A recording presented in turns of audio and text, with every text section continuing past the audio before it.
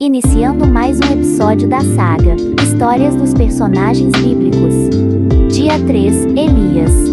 Vamos lá. Introdução. Elias foi um profeta e taumaturgo, que viveu no reino de Israel, durante o reinado de Acabe. Elias foi um profeta do Velho Testamento que ministrou ao reino setentrional de Israel por volta de 900 a. Código. Um relato de sua vida encontra-se em Ai Reis 17 a Ai Reis 2. Ele possuía as chaves do poder selador do sacerdócio, pelas quais as ordenanças de salvação se tornam válidas na terra e no céu.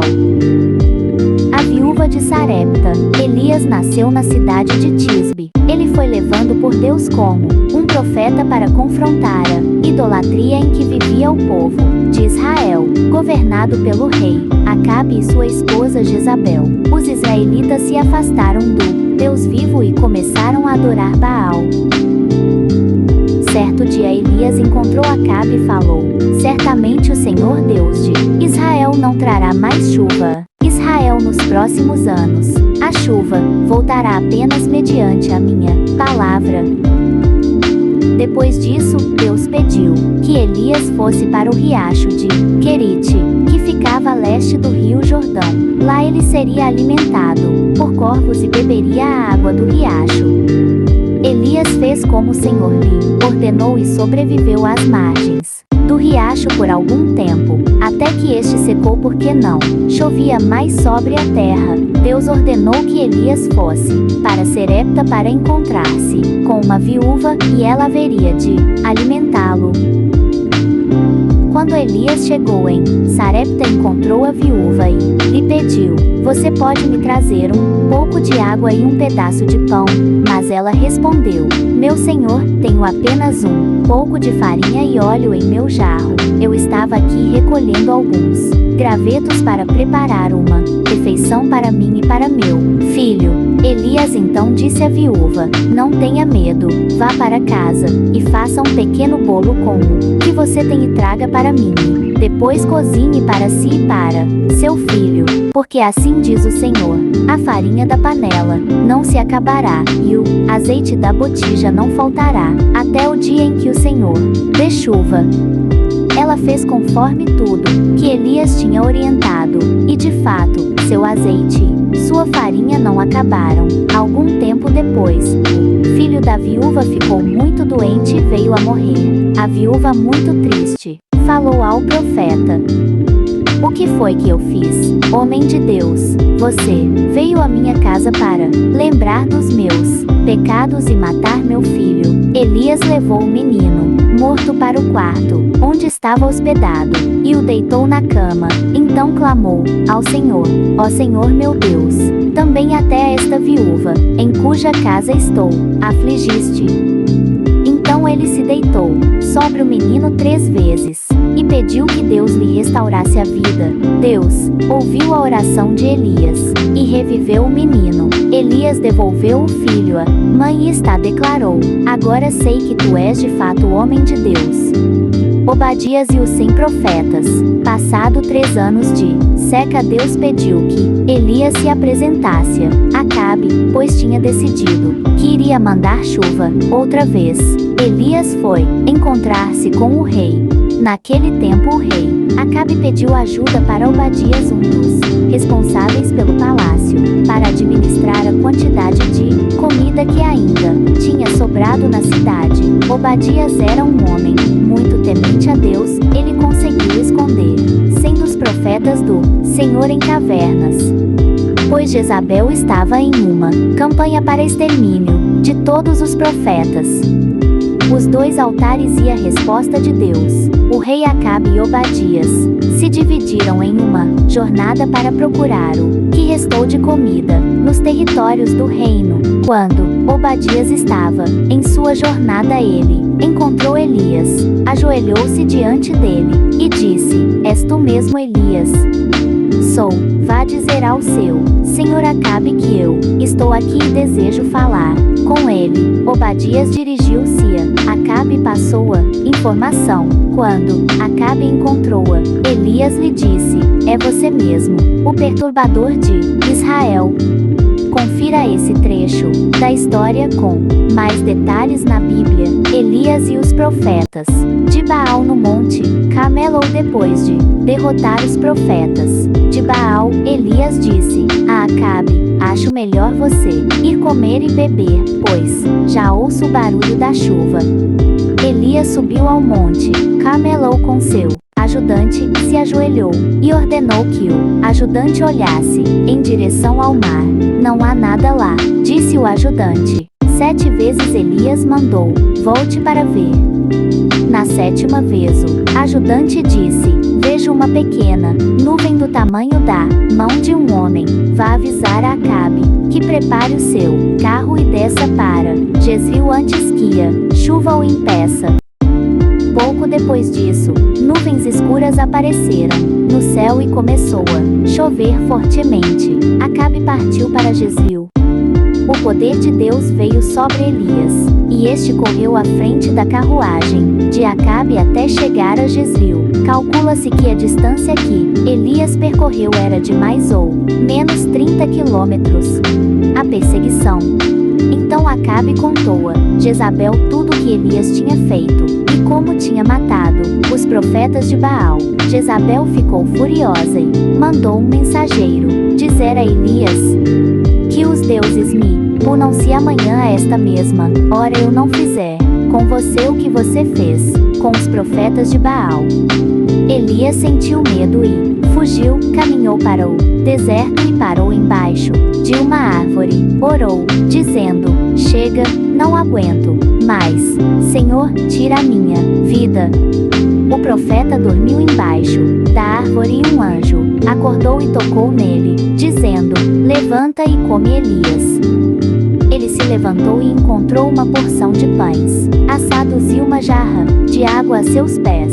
Comeu e voltou a dormir. Então o anjo apareceu novamente, dizendo: come e bebe, porque tua viagem será muito comprida.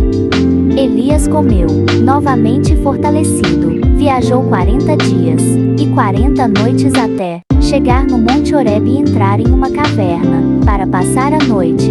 Quando estava ali, Deus falou com ele, dizendo: o que você está fazendo aqui, Elias? Ele respondeu: Senhor, tenho sido muito dedicado por ti e pela tua casa, mas os israelitas quebraram os teus altares e a tua aliança e mataram os teus profetas. Somente eu sobrei e agora procuram também tirar-me a vida.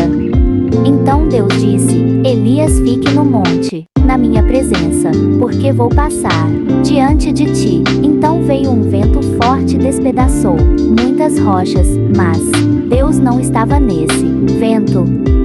Depois veio um terremoto, mas Deus não estava no terremoto. Depois do terremoto surgiu um fogo, mas Deus não estava no fogo. E depois do fogo veio um suspiro em uma brisa suave. Quando Elias ouviu a brisa, saiu da caverna e tapou o rosto com suas vestes. E uma voz lhe perguntou: o que você está fazendo aqui, Elias?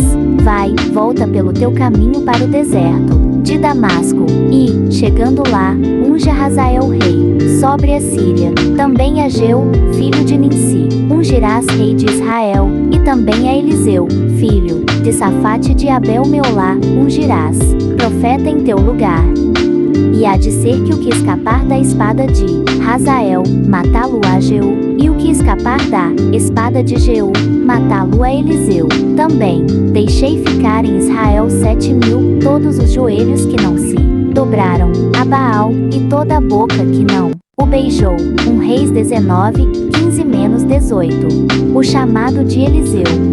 Elias encontrou Eliseu arando um campo e jogou sua capa sobre ele. Eliseu pediu para que o profeta apenas o deixasse despedir-se de seus parentes. Elias permitiu e Eliseu se tornou seu auxiliar a partir de então.